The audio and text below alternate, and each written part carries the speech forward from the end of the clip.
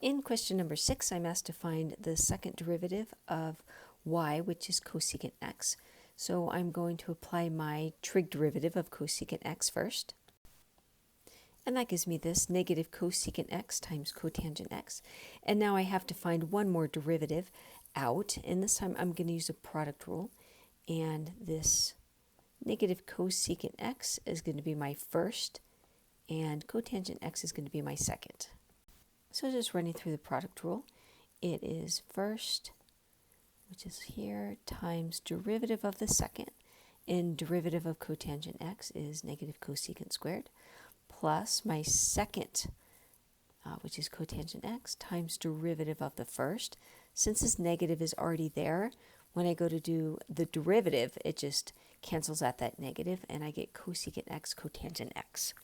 And this is a good answer, but if I were asked to simplify this, or if I didn't see this as a multiple choice answer, then it looks like between my two terms, I have a cosecant x in common that I can factor out. And once I factor that cosecant out of each one of these, this ends up being my final second derivative answer. In question number 7, I'm asked to approximate f prime of 5. So I need to approximate that instantaneous rate of change, and what I'm going to use to do it is the average rate of change. So the first thing I have to do is find where that x lies in my table. So I look at my x values here, and I can see that the 5 is going to land right here in between the 4 and the 6. So when I go to do my average rate of change, I'm going to pay attention to this portion of the table. And I'm just going to do my f of b minus f of a over b minus a. And I'm doing this on the interval from 4 to 6. So this is my average rate of change. And pulling those values out of the table gives me this.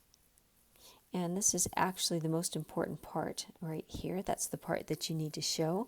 So this part that says show the work that leads to your answer, that is shown in this step right here. And then just finishing out those calculations gives me a negative 2. Our next question is a little graph analysis. So I'm given the graph of g prime. So this is the graph of g prime over here.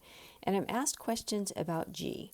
So looking at the graph of g prime, I have to say where g is increasing.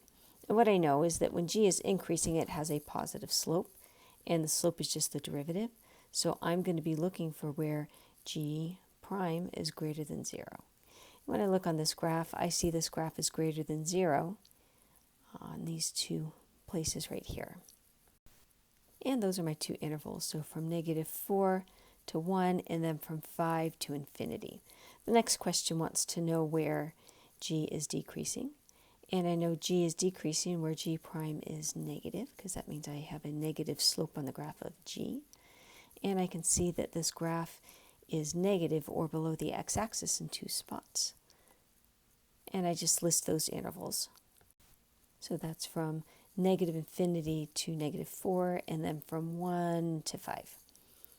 And part C wants to know where g of x has extrema, so max and min points. And I know that this is going to happen at a max or min. I know that my derivative is 0. So my derivative is 0 in 3 spots here. And I also see that each of these 3 spots, I have a sign change in my graph of g prime. And if you think about what we've already said about the graph of g, as far as increasing and decreasing, it just makes sense, because I said g is going to be decreasing from negative infinity to negative 4, and then at negative 4 we switch to increasing, which means the graph of g would go decrease to increase. So it would look something like this, decrease to increase, and I know that that generates a minimum. So x equals 4 is going to be a min.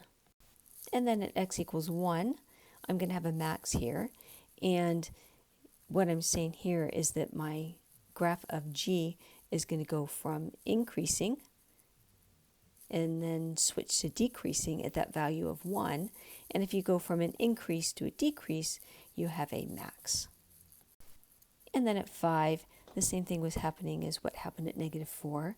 My g prime is going from a negative to a positive, which means on the graph of g, that's going to be a minimum point.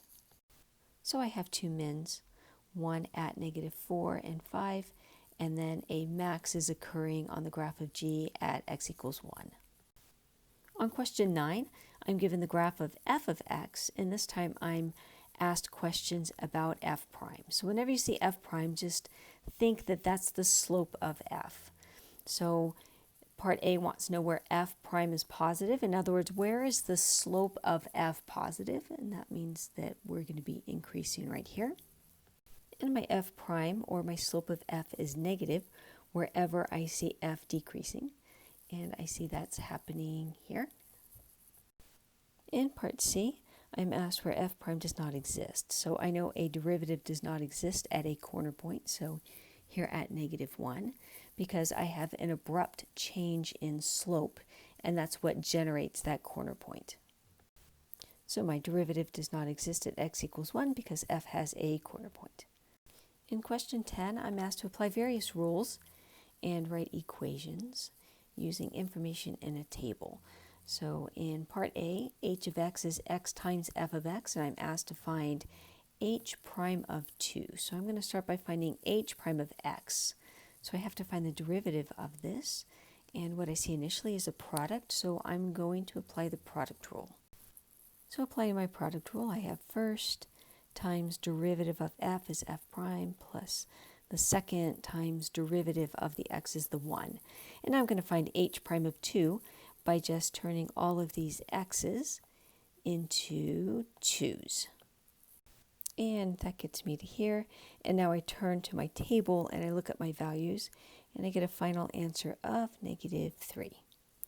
In the next part, I have g of x divided by f of x. So this time I have a quotient. So I'm going to apply the quotient rule first and then plug a 0 in. My first step is to just apply the quotient rule here. And once I've done that, I evaluate it at 0. So all of my x's get swapped out for these zeros.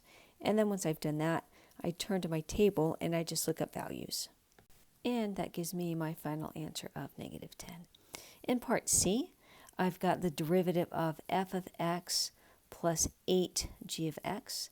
So whenever you have a sum or difference, you're going to find the derivative of each part separately.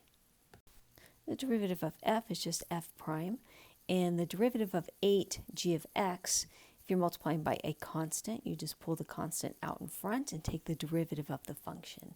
So now all that's left to do is to plug in that x equals 0 and then look at my table.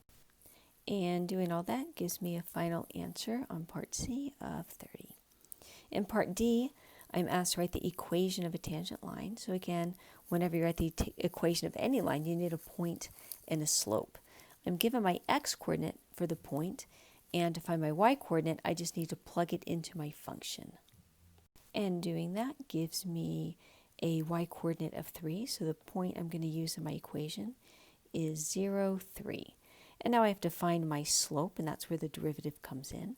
So I need to find what q prime of x is first by doing a product rule. And after I apply that product rule and plug in my 0 and look at my table values and calculate, I get my slope is 2. And using 0, 3 as my point and 2 as my slope, I can write my equation.